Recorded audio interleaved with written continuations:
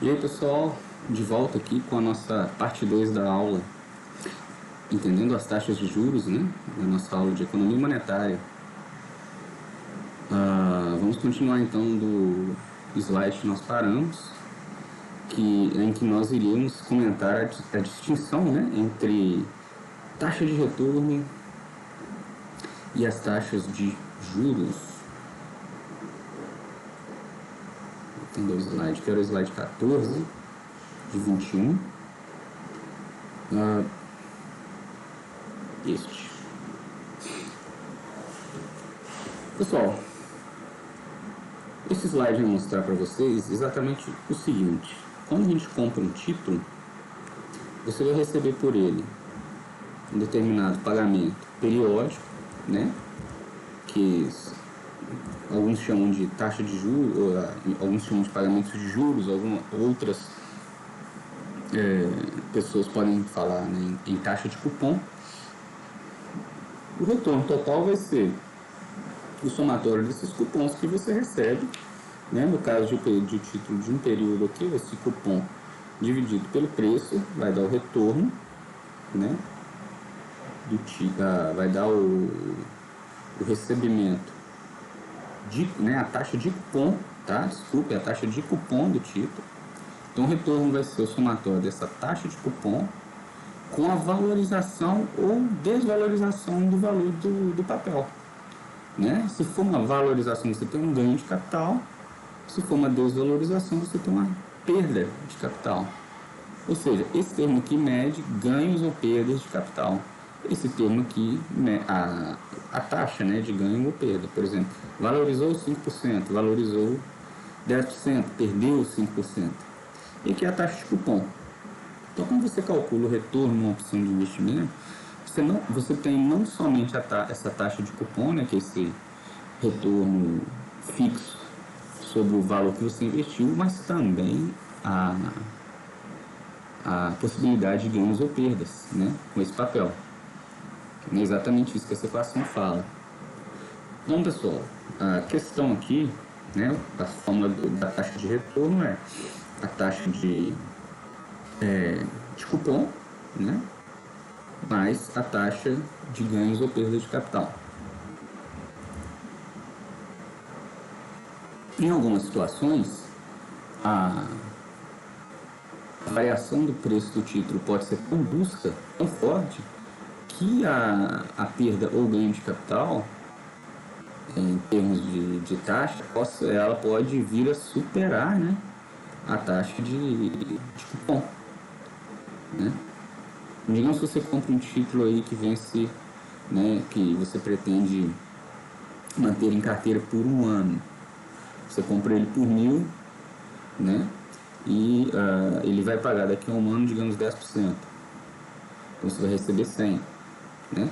A taxa de cupom é 100 sobre 1.000, que dá 10%. Mas, digamos que daqui a um ano esse título seu seja negociado a um valor de 800. Né? Se esse valor de 800... repetir o exemplo aqui, pessoal, para ficar bem claro. É o seguinte: suponha que você vá comprar um título e reter ele em carteira por um ano, tá? Mas ele não vai vencer em um ano, ele vai continuar, né, em vigência, né? Ele tem um período de vencimento mais longo, digamos a 5 anos, correto? Se você mantiver ele em carteira por um ano, mesmo recebendo esse 100, se o preço dele cair para 800, ele vai ser negociado em 800 pelo mercado, quer dizer, você comprou ele por 1.000, vendeu ele por 800, você perdeu 200 em termos de perda de capital, né, em diferença do preço de compra com o preço de venda. Mesmo tendo ganhado 100, o seu retorno final foi de menos 100, você perdeu, né, 100 unidades monetárias, mesmo esse título sendo título de renda fixa. Então é preciso ficar muito claro o seguinte: mesmo título de renda fixa, quando você adquire, se você tem o que a gente chama de período de investimento, que é o período que você vai reter o título em carteira, inferior ao período de vencimento do título, você está sujeito a ganhos ou perdas de capital, tá? ganhos ou perdas de capital. Vamos ver um exemplo aqui.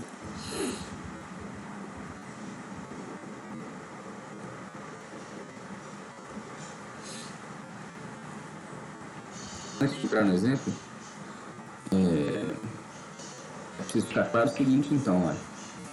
Vamos usar a intuição aqui para raciocinar sobre essas informações.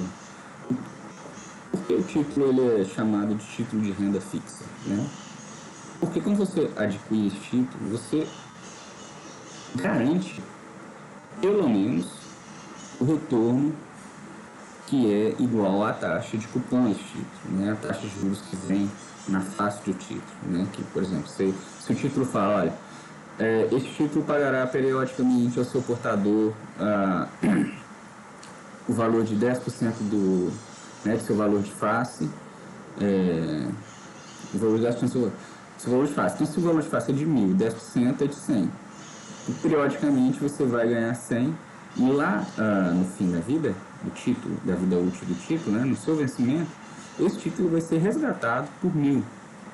Então, independente do preço que ele estava sendo negociado no mercado antes disso, quando ele vence, ele é resgatado pelo seu valor de face. Então, se você retém esse título em carteira até o seu vencimento, você garante pelo menos a taxa de cupom, que é o 10% periódico. Isso você garante.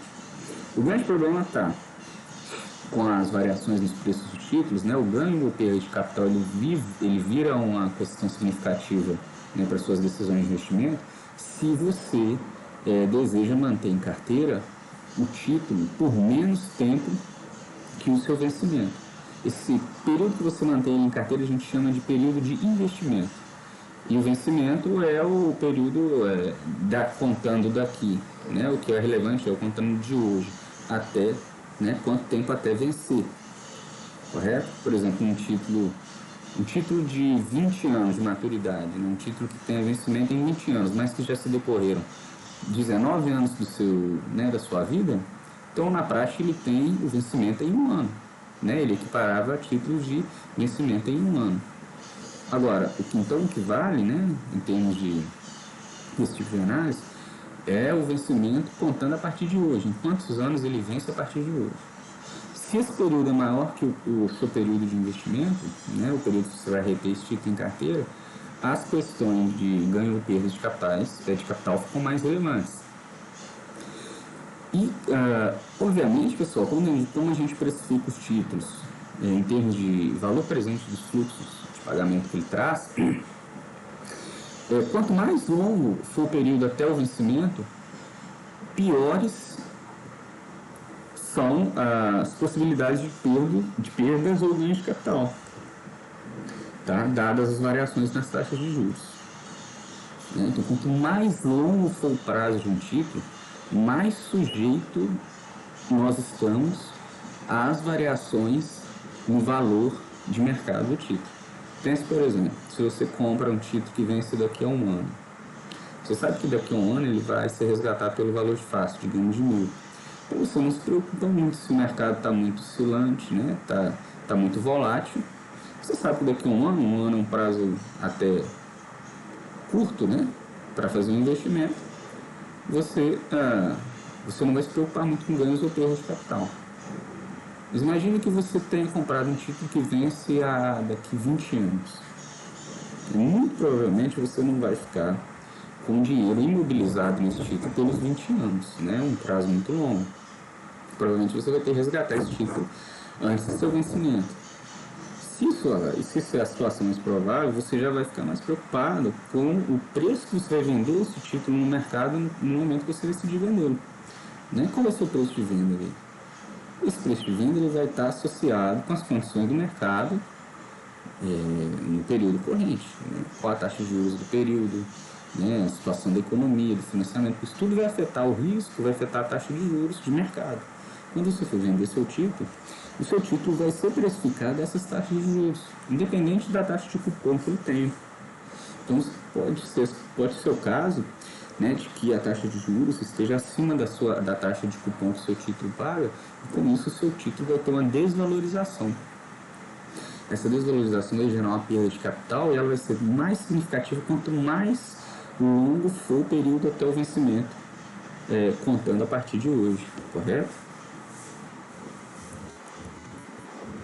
Nós temos aqui um exemplo que está no livro, pessoal, para trazer essa intuição.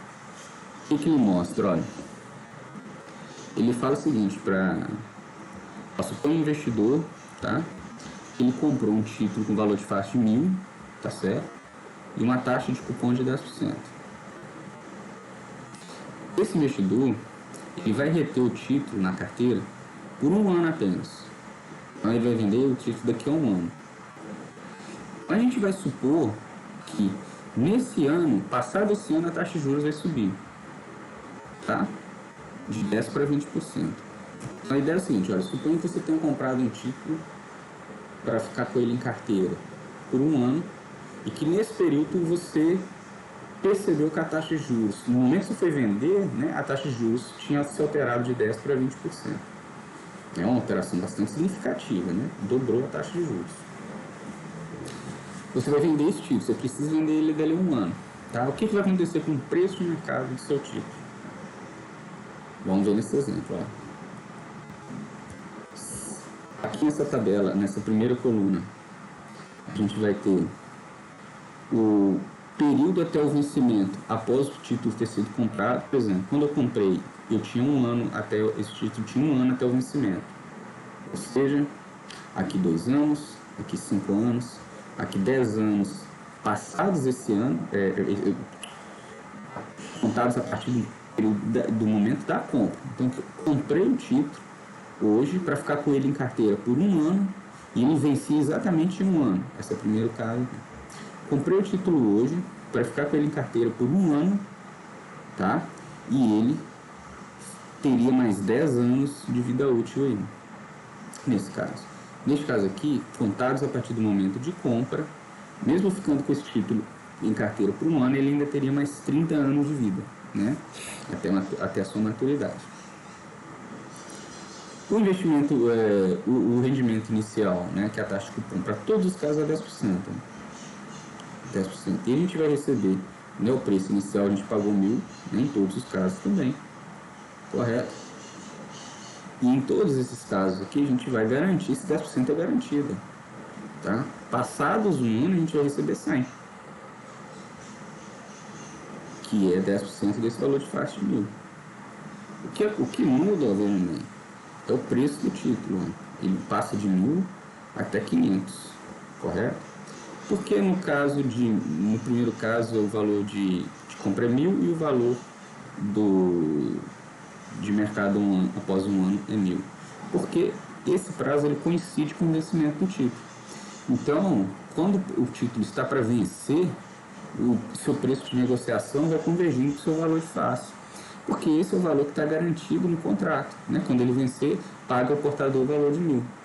Então, se quem detém o título não vai querer receber por ele menos do que R$1.000. E nem quem quer comprar esse título vai pagar por ele mais do que R$1.000, porque ele sabe que vai receber 1.000 ali à frente, né? Ali no investimento. Então, esse valor que é dado. Ou seja, primeira lição, se a gente mantém o título em carteira pelo seu período todo até o vencimento, você garante, olha, veja bem, você garante a taxa de retorno, que é igual à taxa inicial de cupom. O problema é quando você tem que vender o título, que são todos esses outros casos, e esse título tem uma vida útil maior do que o seu período de retenção. Como são calculados esses valores aqui, pessoal? A gente vai fazer um exemplo agora, tá? Por caso de 5, correto? Acompanhem comigo. Como que a gente chega a esse valor aqui de 741, tá? Vamos lá. Deixa eu só confirmar se o programa está captando a tela certa. Tá sim. Bom. Então a situação é a seguinte, ó. Você está com um ativo de renda fixa, correto? Ele tem um valor de face de 1.000 e ele te garante 10% de taxa de juros. Só que você vai vender ele passado 1 ano que ele ficou em sua carteira. Mesmo muito embora ele tenha ainda 5 anos, né, de período até o vencimento. Então nós vamos ter aqui, ó, 1.000, pagamento anual de 10%. Qual que é o fluxo de caixa desse título? Você faz o investimento inicial de 1.000, né? Depois esse título gera 100 dali um ano, 100 dali outro, mais um ano, 100 no terceiro ano, 100 no quarto ano, e no quinto ano, quando ele vence, ele paga 100 mais o valor de face. Só que acontece o que com esse investidor? A gente vai comprar esse título por 1.000 e vai vender ele aqui exatamente após um ano. A gente vai vender ele no 1. Só que quando a gente for vender esse título, a gente vai se dar conta que a taxa de juros de mercado passou de 10% para 20%. Né? Isso que a gente está falando aqui. Ó. Você irá vender o título após um ano, mas a taxa de juros subiu para 20%. Qual o seu retorno? Qual que é o retorno que o investidor vai ter? O 100 é garantido. Correto? O 100 ele vai receber dali um ano. E ele vai ter um ganho ou perda de capital. Qual que é esse ganho ou perda de capital? É o preço de venda, né, que vai vigorar dependendo da situação de mercado aqui um ano, pelo preço de compra que a gente já sabe que é 1.000. Está aqui substituído. Qual que é a taxa de retorno, pessoal? Seria dividir essa equação aqui pelo preço de compra. Tá? Aí você teria a taxa de retorno. Mas aqui a gente está calculando o retorno bruto. Né? No caso aqui a gente dividiria pelo preço de compra que é 1.000. Toda essa soma aqui dividida por 1.000. O preço de venda vai depender das situações, né, das condições de mercado no momento de vender. O que acontece então? Olha, veja que eu alterei aqui o fluxo, né, o fluxograma do título. Ele começava em 0, né, 1, 2, 3, 4, 5. Agora eu botei o período inicial em 1, que é como se tivesse passado um ano. Os investidores vão olhar assim, olha, aqui, qual que é o preço desse título? O preço desse título, como a gente falou na aula passada, se você recordar, é o valor presente dos fluxos que ele ainda vai gerar. Quais são esses fluxos? Ele ainda vai gerar 100 daqui a um ano, 100 dali outro ano, 100 dali outro ano, ou seja, daqui 3 anos, e após 4 anos ele vai gerar 100 mais o valor de face, que ele vai ser resgatado. Né? Então ele ainda tem 4 fluxos de 100 e um fluxo de 1.000. Os 3 primeiros fluxos de 100 ocorrem após um ano, após 2 anos, após 3 anos. O último fluxo de 100 mais o valor de resgate de 1.000 ocorre após 4 anos. Né? Então nós vamos ter aqui quais são os valores presentes. O fluxo gerado no ano 2, ele vai vir descontado a 100 dividido por 1,2. O que é 1,2? 1 mais a taxa de juros. Qual é a taxa de juros? 20%. Então, 1,2. Esse 100 do ano 3 vai ser descontado quanto período? Olha, 1 período, 2 períodos. Então, você vai ter outro 100 descontado a 20% por 2 períodos, no caso aqui elevado a 2. No ano 4, você vai descontar esse 100 então por 3 períodos. Olha, 1 período, 2 períodos, 3 períodos. Vou acompanhando o meu mouse aí. Então você vai ter 100 descontado a 20%, 3 períodos. Tá aqui, ó. No último período você vai ter 1.100, que é 1.000 mais 100, né? O 1.000 que é o valor de face, mais o último 100 que é o cupom, descontados por 1 ano, 2 anos, 3 anos, 4 anos. Então 1.100 dividido por 1,2 elevado a 4. Quando a gente resolve essas operações, olha, 100 dividido por 1,2 é 83,3. 100 dividido por 1,2 ao quadrado, 69,4. O terceiro elemento que vai dar 57,9. E o último elemento, olha, que é 1.100 dividido por 1,2, quarta potência, dá 530 reais, né, ou dólares, quase metade desse valor, né? Somando esses fluxos, olha, ou seja, somando o valor presente dos fluxos que o título traz, a gente tem um valor de R$ 741. R$ 741 é o valor dos fluxos de serviços que esse título gera, né? Os seus pagamentos de cupom ou de juros, né? E o valor presente do seu valor de face. Então, olha, o valor presente a 20%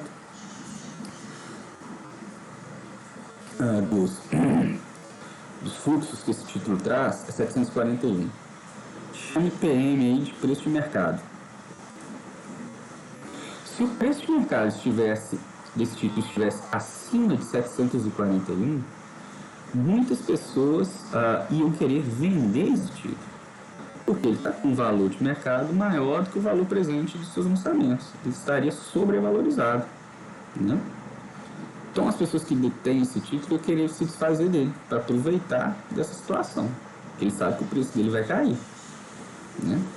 Se o preço de mercado dele fosse inferior a 741, as pessoas vão querer comprá-lo, né? Porque ele tem um valor presente, né? Os fluxos que ele gera tem um valor presente de 741. Ora, se o preço dele está abaixo disso, você consegue um retorno extra, né? Comprando esse título. Você vai ter um retorno acima do valor presente desses lançamentos. Então, a tendência é que as pessoas queiram adquirir esse título e o preço dele sobe. No equilíbrio, pessoal, o preço do título vai, né, convergindo, se ajustando para esse valor, tá? Quando as taxas de juros sobem, então, o preço dele, que era 1.000, correto? Quando a taxa de juros era de 10%, vai convergindo para 741 ao longo do tempo, né? Por questões de forças de oferta e demanda. O preço dele vai ajustar em 741 porque neste ponto a taxa dele, o preço dele se ajustou ao valor presente dos fluxos que ele traz, quando esses são descontados a 20%. Né? Então a gente tem que, no equilíbrio, o preço de mercado vai convergir para o valor presente, né, dos fluxos do título, né, que esse título gera, o força de oferta e demanda. Qual o retorno que a gente obteve? Então, ó, a gente ganhou 100 de cupom, compramos esse título por 1.000 e vendemos ele por 741, esse de 1.000 é o valor de face, o preço de mercado é o preço de venda, né, 741, então, fazendo essa diferença e adicionando 100, nós temos o valor de 159 negativo, né? Perdeu R$159. Qual que é a taxa? Né? Dividimos isso por 1.000, dá 15,9. Vezes 100, né? Dá 15,9% negativo de perda. Esse investidor teve prejuízo, 159, mesmo investindo no título de renda fixa. Por quê? Porque quando ele vendeu esse título, o preço do título em mercado caiu porque as taxas de juros de mercado subiram, tá? Isso é um resultado, pessoal, que vale para qualquer título de renda fixa. Se o título ainda tem um período mais longo de vida, né, de vencimento mais longo, de daqui a 1, 5, 10, 20 anos, quando as taxas de juros de mercado se alteram, os preços desses títulos também se alteram. Se a alteração for aumento na taxa de juros, os preços dos títulos vão cair.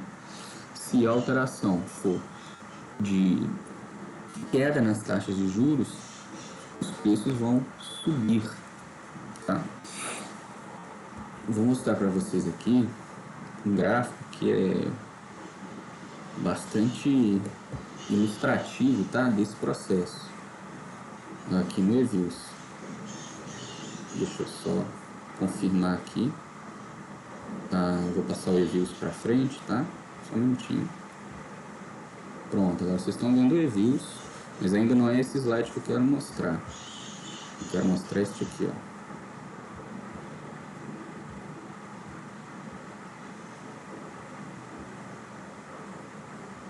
Só um minutinho, pessoal. Espera aí. Me embolei aqui um pouquinho. Olha, eu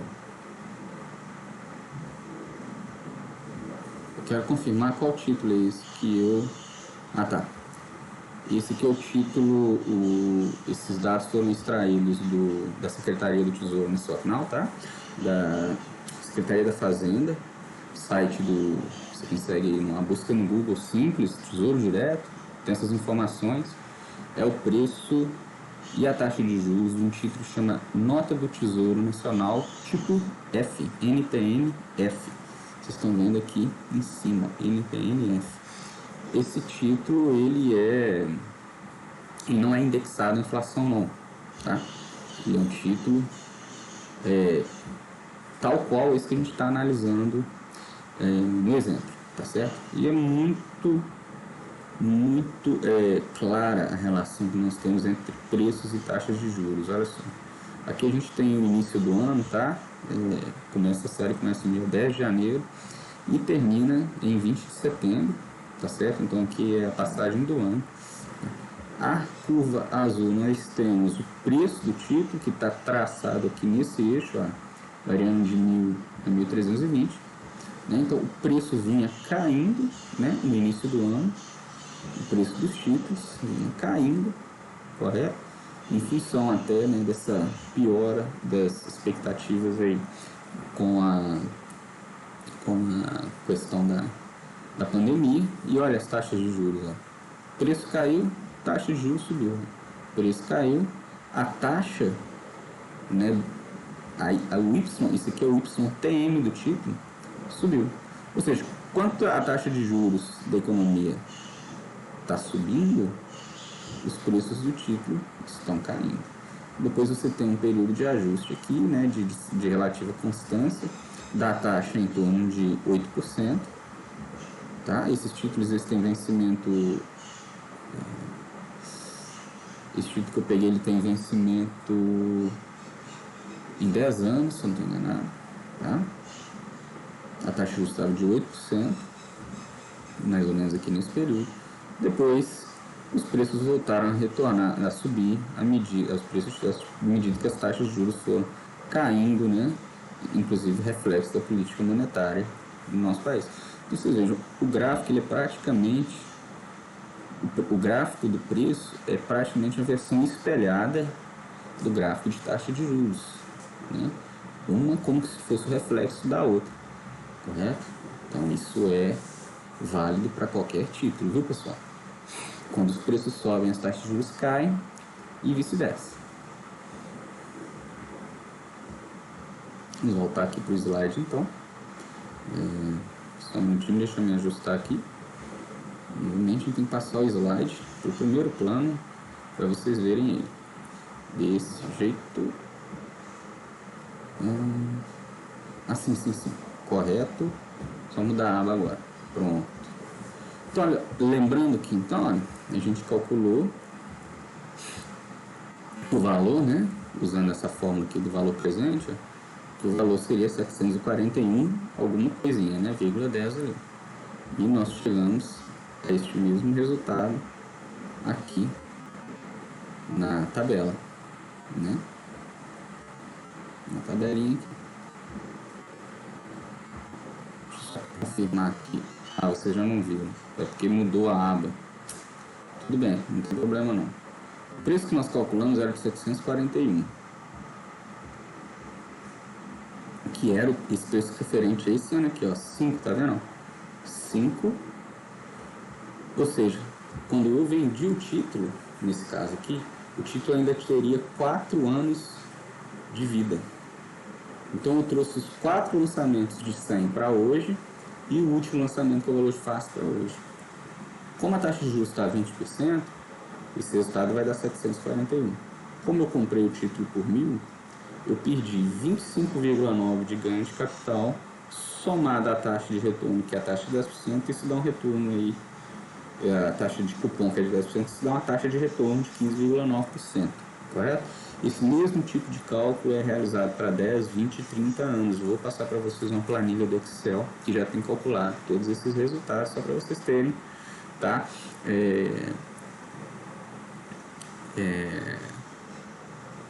Noção de como ser feito também, mas a lógica é a mesma, tá bom? A lógica é a mesma, só o cálculo vai ficando cada vez mais complexo de fazer à mão, né? Por isso, pessoal, mesmo títulos de renda fixa, eles têm risco, né? Tem um risco de taxa de juros. A gente chama isso de risco de taxa de juros. Que tipo de risco é esse? Olha, é o risco que a gente incorre quando nós investimos em títulos de dívida e desejamos reter ele em carteira por um período inferior ao vencimento desses títulos. Tá? E quando isso acontece, a gente pode ter perda de capital. Quando esses riscos vão ser maiores? Quanto mais voláteis forem as taxas de juros. E quando elas serão muito voláteis? Quando as taxas de juros da economia vão ser muito voláteis, as taxas básicas? Elas vão ser muito voláteis quando a inflação for muito volátil também. Ou seja, se a economia está instável, se a inflação está descontrolada, ou descontrolada ou mais instável, se a atividade econômica está sofrendo de volatilidades vindo do setor político, ou volatilidades vindas do setor externo ou do setor interno, a inflação fica mais instável, a taxa de juros também vai ficar mais instável. Lembre-se que o Banco Central Brasileiro ajusta a taxa de juros para manter a inflação quietinha na meta, né? Mas isso pode não acontecer sempre. Então, se a inflação está muito volátil, isso acontece principalmente quando a política econômica fica volátil também, tá? As taxas de juros vão ficar voláteis e isso vai introduzir volatilidade nos mercados de títulos. Então, a gente vê que isso está tudo amarrado. Olha. Quando os mercados de títulos ficam muito alvoroçados, normalmente eles estão respondendo a uma piora no ambiente econômico-político. Por exemplo, se você tem perspectiva de piora no déficit, piora na dívida e de mais dificuldade do governo se pagar essas dívidas futuras, os mercados de títulos ficam mais avessos ao risco. Isso gera mais volatilidade, né, nos preços e nas taxas de juros.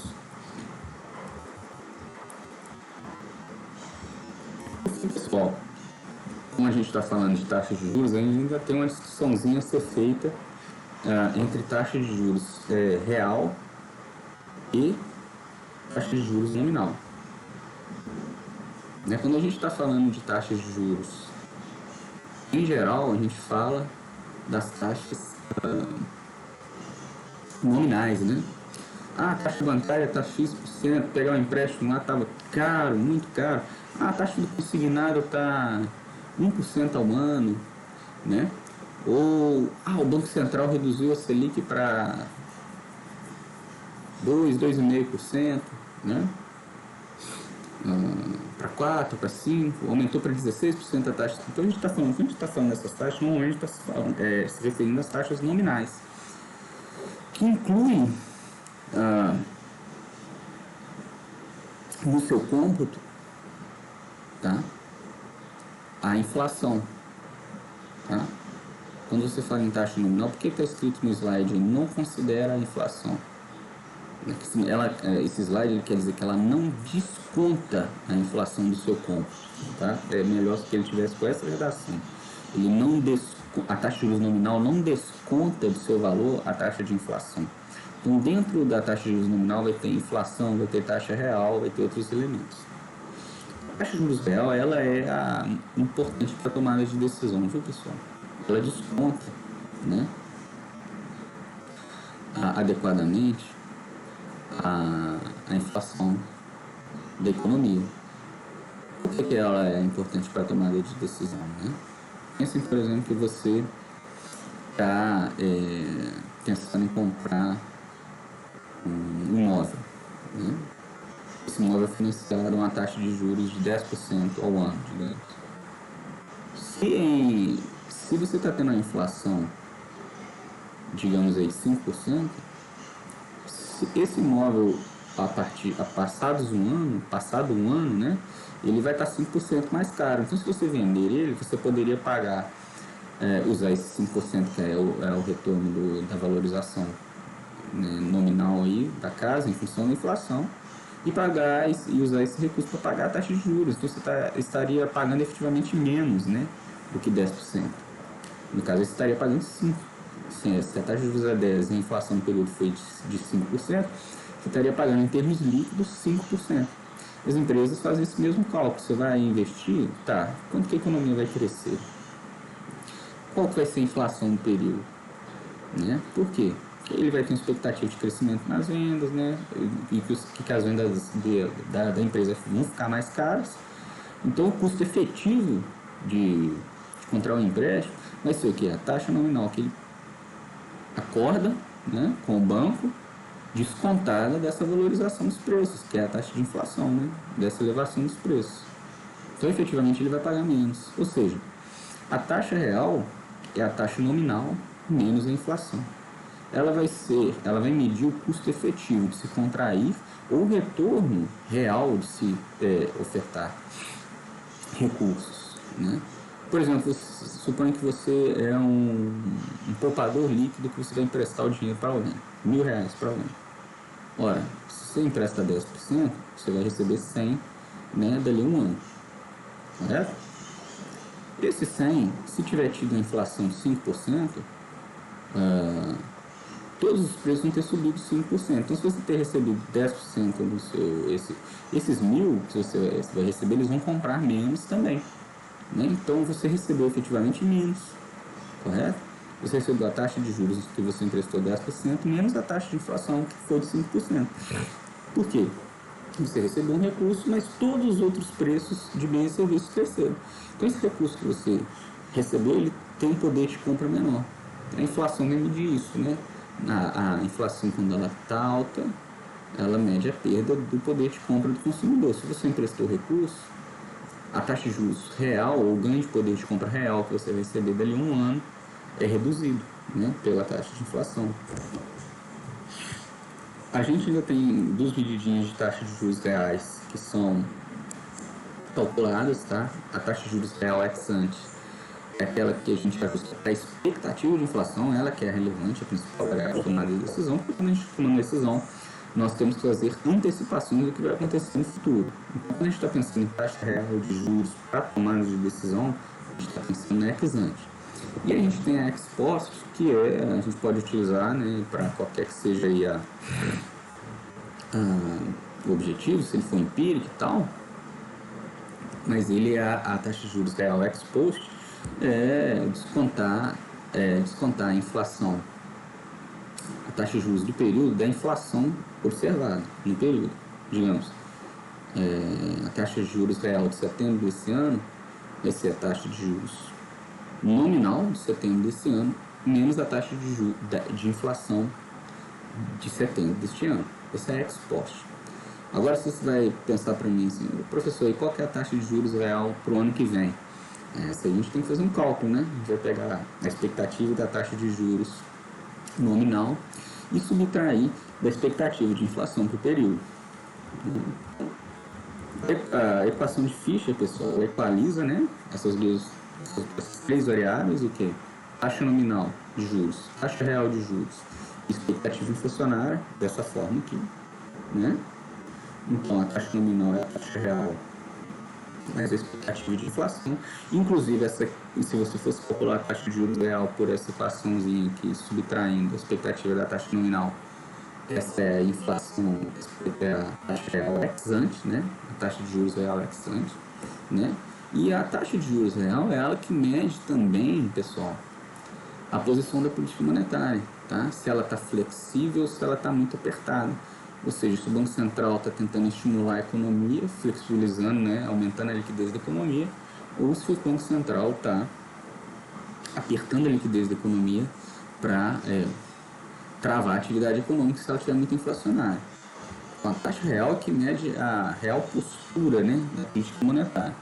Você dá para os Estados Unidos, ó, que a taxa nominal em azul, de 53 a 2011, a taxa nominal em azul chegou nos níveis mais altos na década de 80, junto com a expansão da inflação americana também nesse período. Mas isso não significava que a taxa real tivesse alta também não. Pelo contrário, de 75 a 80, a taxa real de juros nos Estados Unidos ficou muito baixa. Correto? Isso gerou uma disparada inflacionária que foi corrigida nos anos seguintes, né? À medida que a inflação caiu, você teve uma queda das taxas de juros, né? E da taxa de juros real também. Vou mostrar para vocês aqui, para finalizar essa aula, a taxa de juros real brasileira. Vou voltar para o reviews aqui. Deixa eu abrir aqui a série, só um minutinho, vocês estão vendo o slide aí. Essa aqui. E já eu mostro, só um minutinho. Não. de cá. Isso aqui.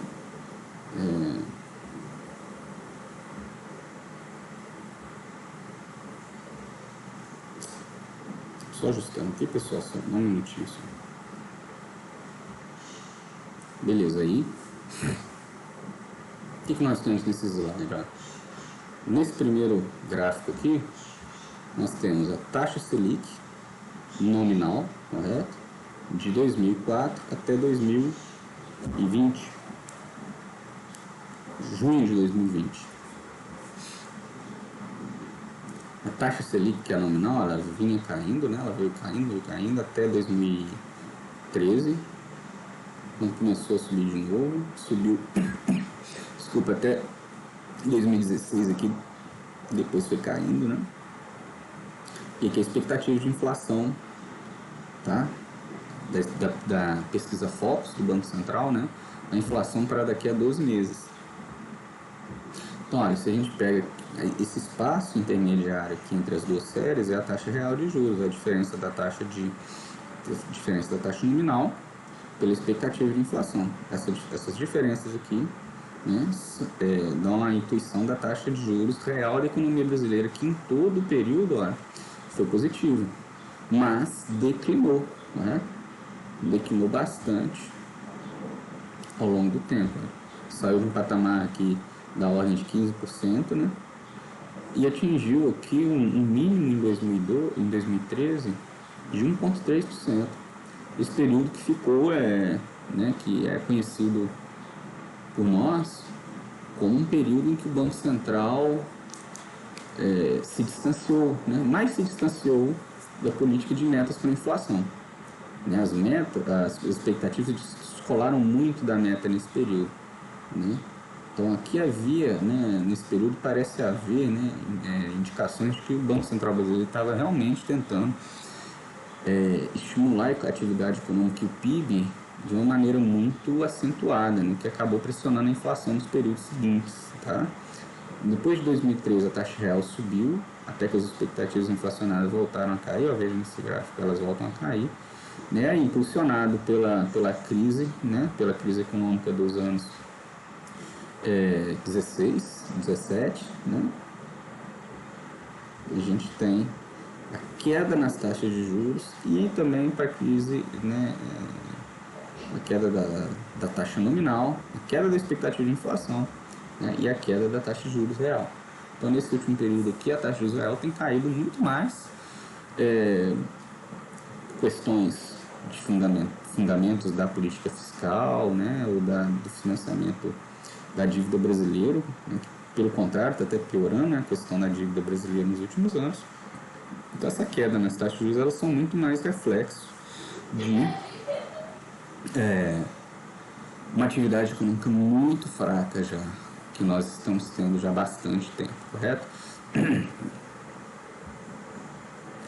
Então é isso, pessoal. Isso é o que eu queria passar para vocês no capítulo 4, espero que tenha ficado entendido aí, que tenha ficado bem claro para todos que as taxas de juros, né, dos títulos são calculadas equalizando, né, o valor presente dos seus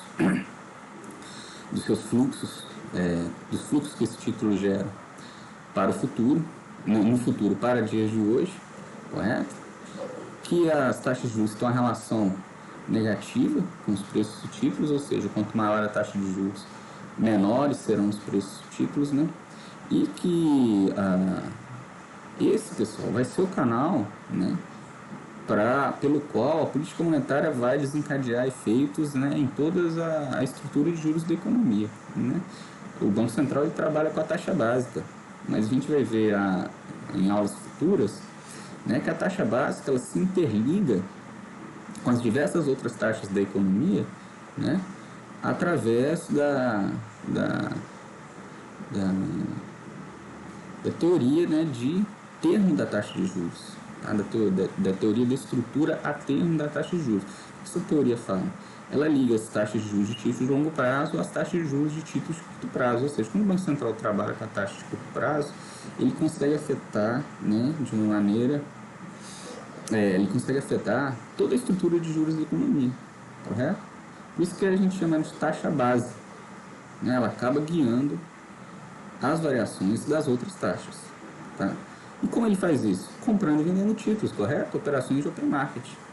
Então, quando ele quer aumentar as taxas de juros, ele vai entrar diminuindo o preço dos títulos, ou seja, ofertando títulos, né? Ofertando títulos. O que é ofertar títulos, pessoal? É demandar recursos do mercado. Então ele entra ofertando títulos para enxugar a liquidez do mercado.